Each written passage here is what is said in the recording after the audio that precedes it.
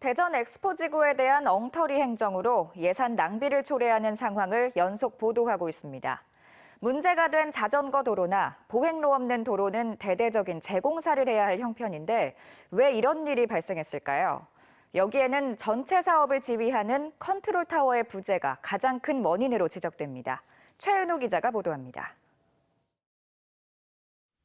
2m 도로폭의 대부분을 가로수가 차지하고 있는 대전 엑스포지구 자전거 도로입니다. 중간중간 가로등이나 한전시설물, 버스 정류장이 앞을 가로막기도 합니다. 1.4km에 설치된 황당한 자전거 도로는 결국 또다시 예산을 들여 보도블록을 드러내는 대대적인 재공사가 진행될 예정입니다. 자전거와 보행자 통행을 구분하는 현재의 분리형 도로에서 둘을 혼합해 놓은 비분리형으로 바뀌는 방안이 추진되고 있습니다. 자전거와 보행자가 함께 이용하다 보니 최소 3m 폭을 확보해야 하는데 이미 여러 시설물들이 설치된 상황에서 이마저도 쉽지 않습니다. 울며 겨자 먹기로 차선책을 택한 겁니다. 제가 지금 서 있는 이곳이 바로 비분리형 자전거 도로입니다. 보행자와 자전거의 통행이 구분되지 않다 보니 이용에 불편할 수밖에 없습니다. 엑스포지구 안에 위치한 기초과학연구원입니다. 가로수가 심어진 식수대와 자전거 도로, 보도가 각각 정해진 폭에 맞춰 정상적으로 만들어졌습니다. 비슷한 시기 같은 사업지구에서 대전시가 만든 자전거 도로와 한눈에 비교되는 이 구간은 기초과학연구원이 직접 공사를 진행했습니다.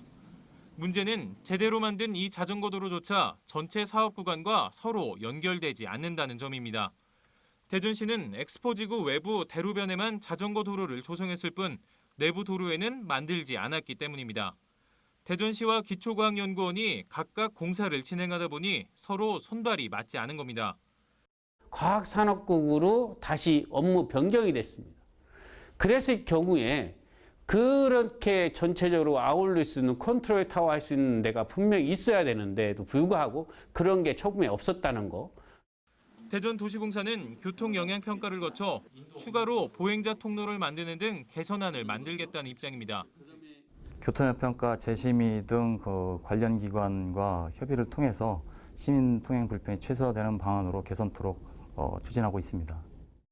사이언스 콤플렉스 등이 완성되면 많은 시민뿐만 아니라 외부 관광객이 찾을 것으로 기대되는 만큼 허술한 부분은 지금이라도 제대로 뜯어 고쳐야 합니다. TJB 최은호입니다.